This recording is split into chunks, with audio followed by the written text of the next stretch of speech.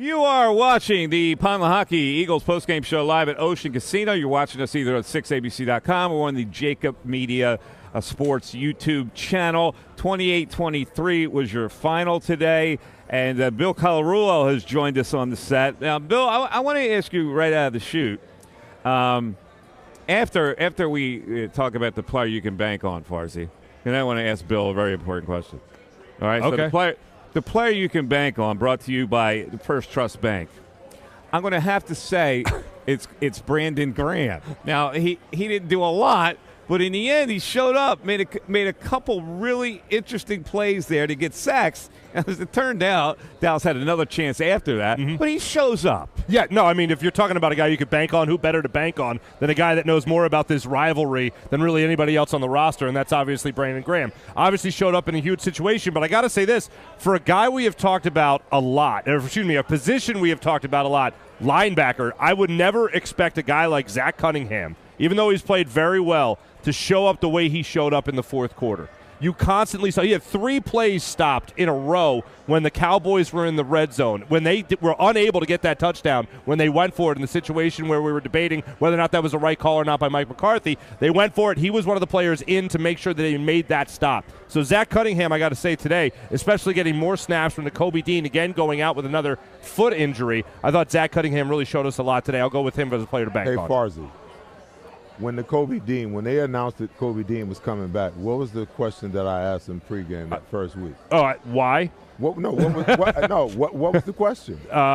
First week of the season. I don't know. You got me. The first week when Kobe Dean was coming back off the first. Oh, the question you had asked is they got a decision to make. Who are you going to start? Because Zach Cunningham and Nicholas Morrow had both played a lot better than we had originally anticipated at the start of the season. And Nakobe Dean did not really get to the level we'd like to see him get at. Now, again, injuries have played out, but you're right. When it comes to that first week of the season, you saw the injury and the guys were coming back. Who were you going to really be relying on as a linebacker? Listen, they're going to talk about last week. Oh, he had 12 tackles and he led the team, but most of those tackles were 10, 15 yards down the field. That's that's non-productive in my opinion. That's free safety territory. It's not linebacker territory. Yeah, I mean, Reed Blankenship should be making those tackles in that area, not Nakobe Dean. So, and I've said all along that the two guys, Morrow and Cunningham, were playing well. And now you insert both of those guys back in now because Nakobe Dean is injured again, and they both played well again.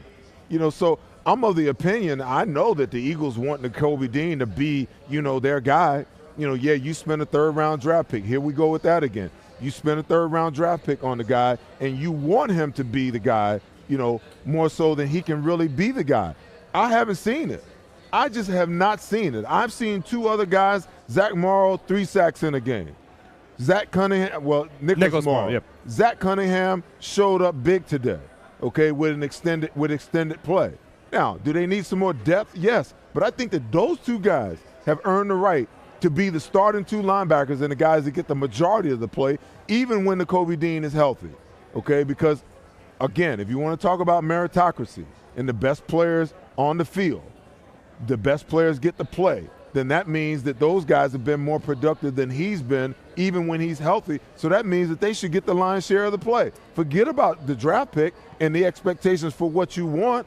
If you're into winning, then you play the best players. That's simple.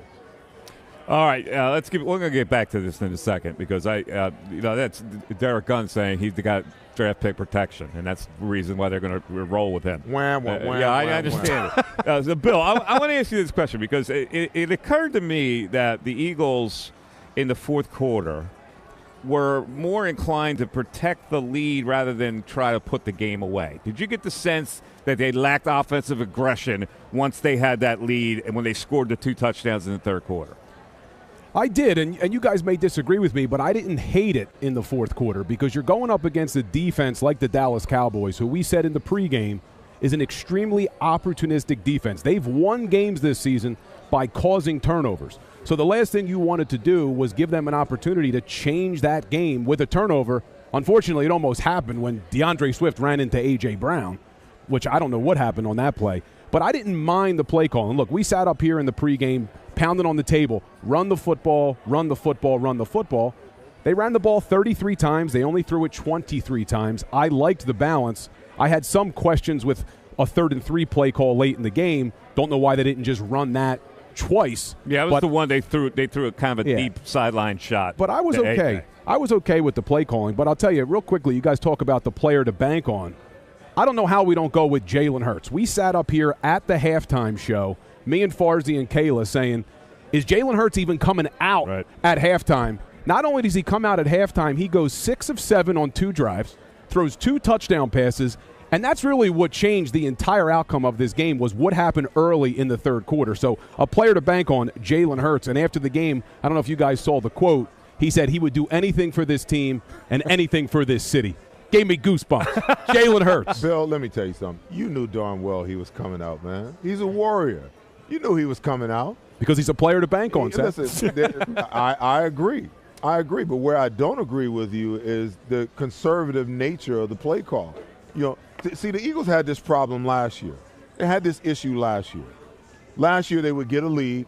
You know, the defense would play prevent, and we get conservative on the offensive side of the ball. And before you know it, in the 4th quarter, we were in a game again where it didn't seem like it should be a game.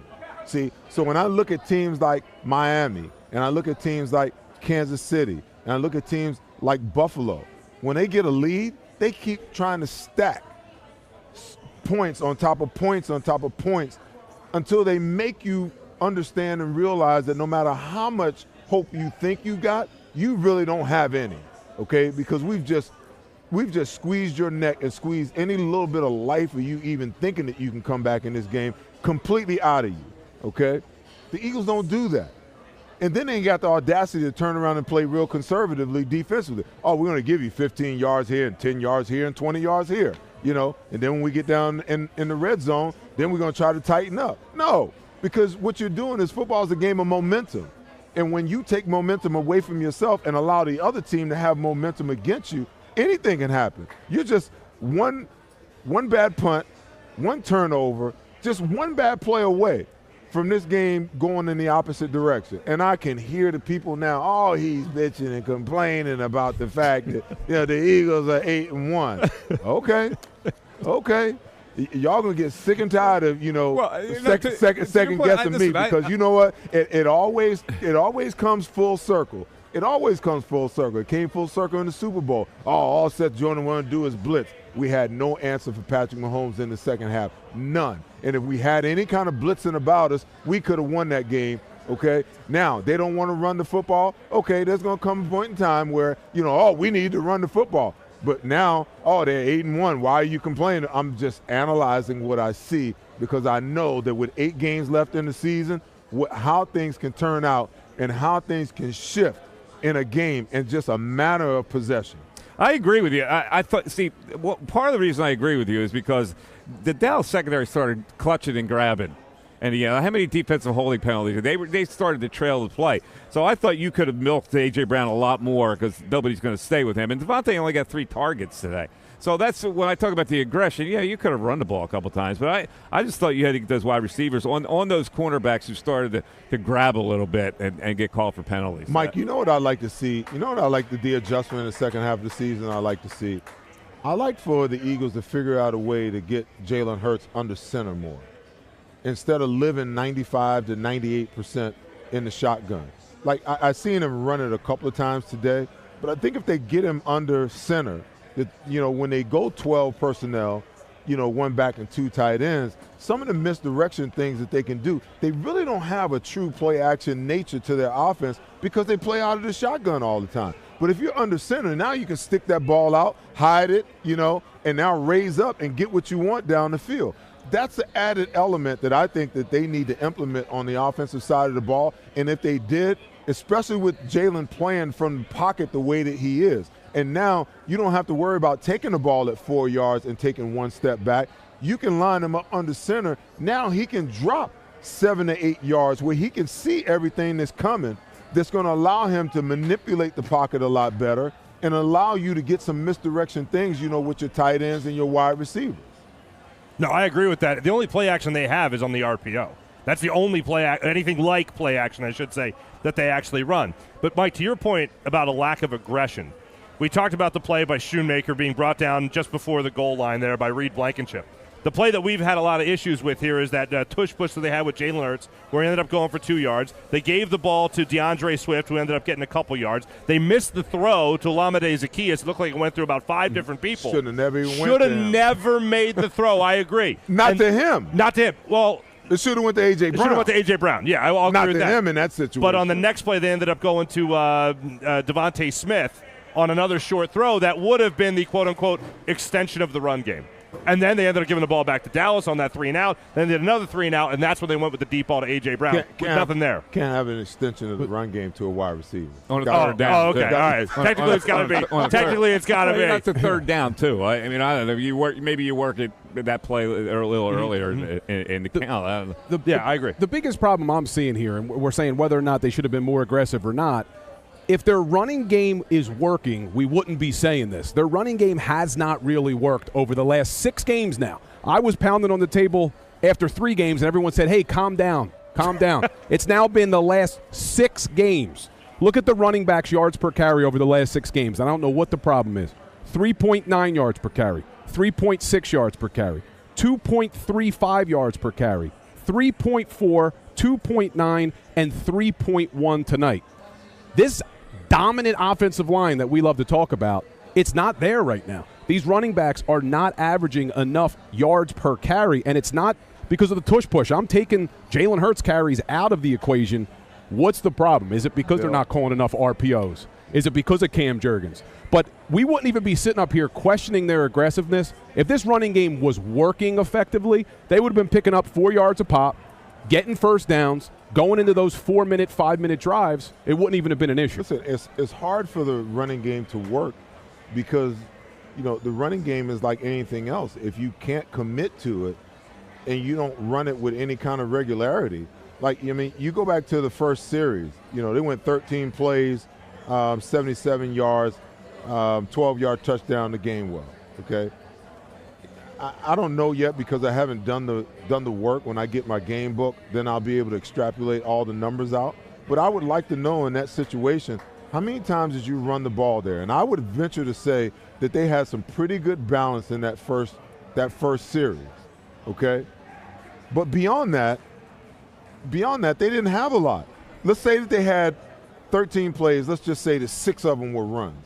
Okay, do you realize that the running backs in the first half only had 12 called running back runs in the first half alone in 4 series for 43 yards and 1 touchdown, Bill, and 3.5 yards a carry ain't all that bad, you know, if you've got some kind of consistency about yourself. But the problem with the Eagles is they will use the running game, you know, early, and then all of a sudden they'll get away from it and get pass happy.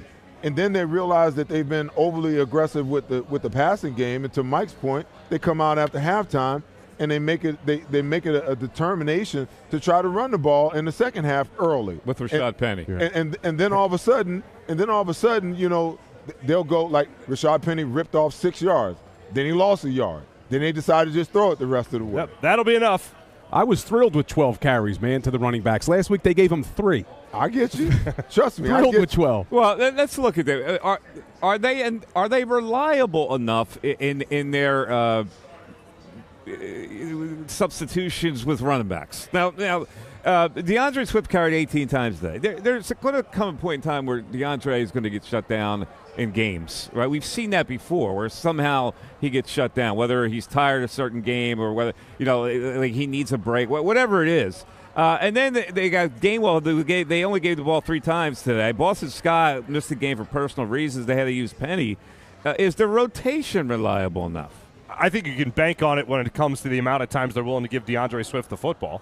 Because, I mean, how many weeks in a row now are we looking at a situation where he gets 15 to 18 carries? That seems to be the number that they are most comfortable with. And, Bill, I know you broke these numbers down earlier in the season, but that's about the number that they relied on him with the Detroit Lions. And now the Eagles are looking at him with the same type of strategy to almost conserve him. I don't know if it's for later in the season. I don't know if it's for this quote-unquote gauntlet that they're facing here over the next 5 games now of the season. But when it comes to the rotation, DeAndre Swift should be the clear-cut RB1 of this football team. That I have the issue with. I know still when they get into the red zone, they like to rely on Kenny Gainwell. When they have the short yardage situations, they like to rely on Kenny Gainwell. I'll say this as somebody who has really doubted Rashad Penny and was saying that much in the pregame today. He showed me at least that he could get to that line of scrimmage, then beyond a little bit with that run that he had. But then the next one he had wasn't that great, and they decided not to give him the ball again. I think Boston Scott is eventually just going to get those numbers back, get those carries back when he's back in the lineup, when he doesn't have a personal issue. But as far as the rotation goes, they seem to have set numbers when it comes to DeAndre Swift and a set position for Kenny Gainwell on 3rd and shorts, 4th and shorts if they don't run the tush push, and in the red zone. That to me is mind-boggling, though. They've always had that. It's been that way since Doug Peterson's been here. You're very rarely going to see a running back, that carries the ball more than 16 to 18 times per game, because I guarantee you the analytics or the sports science say that the probabilities of guys getting injured in a game go up exponentially once they get up. Now, you could go all the way back. I can give you 2 games, since the Doug Peterson era into this era. There's only been 2 games where a running back has got the ball more than 25 times. LeGarrette Blount in Week 3 of 2017, okay, and DeAndre Swift in his 200-yard game against Tampa Bay where he had 25 carries or 28 carries or something like that. Now, that was a necessity because Gainwell was hurt and out, and in some ways I don't get the sense that they really trust Boston Scott. I don't understand why not. The guy doesn't do anything but just make plays. You can't just keep him around to be a giant killer, every single year. The kid can flat out play. But they believe that Kenny Gainwell is a better back than he is, But I would imagine if the Eagles are only going to run the ball 18 to 20 times a game, and Bill, you alluded to the number, the 33 times they ran today for 109 yards. I would venture to say if you extrapolated the numbers out and you took Jalen Hurts' number away, that you wouldn't be anywhere but somewhere within the 22 to 24 carries. My thing is my running backs are my running backs, okay? Let's not talk about the quarterback running the ball. Even if you're talking tush push, even if you take it out, even if you call a call running play for Jalen Hurts when he's healthy, okay? The run game is defined unless you're running RPOs, and they clearly aren't running RPOs with Jalen injured.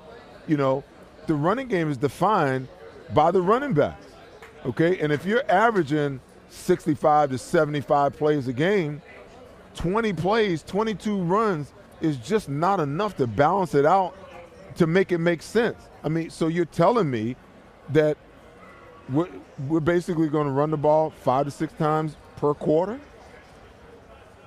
That's not enough. That's not enough for me as a defensive coordinator or me as a defensive player to even believe in you even running the ball.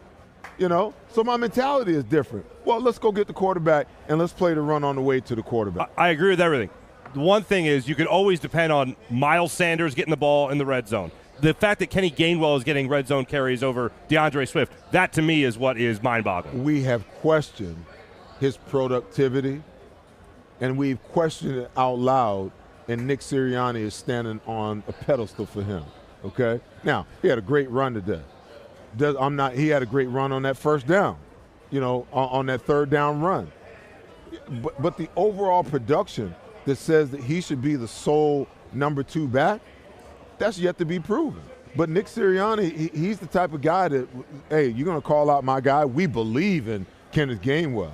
We believe in him as a player, and we don't care what anybody says.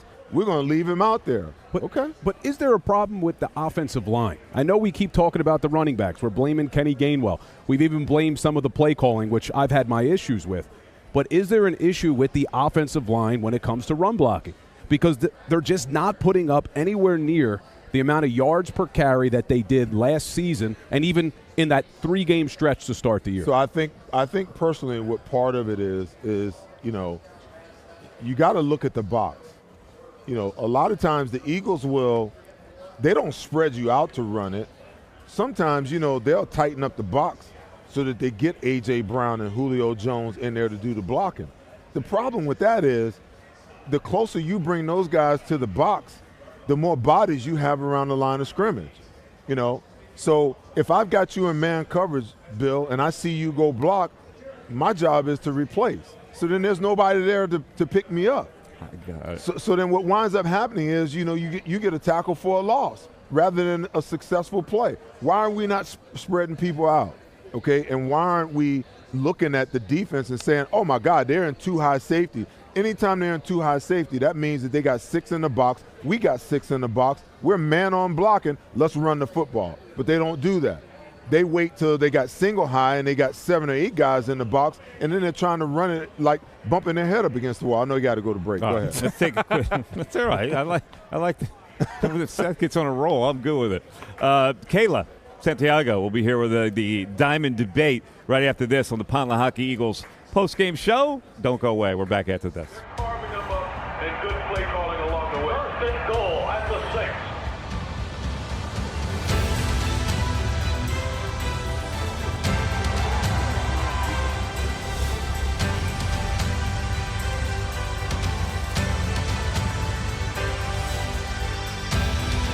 On the field of life, First Trust Bank is there for you. Champions on 3. 1, 2, 3. Because Philadelphia dreams deserve a Philadelphia bank.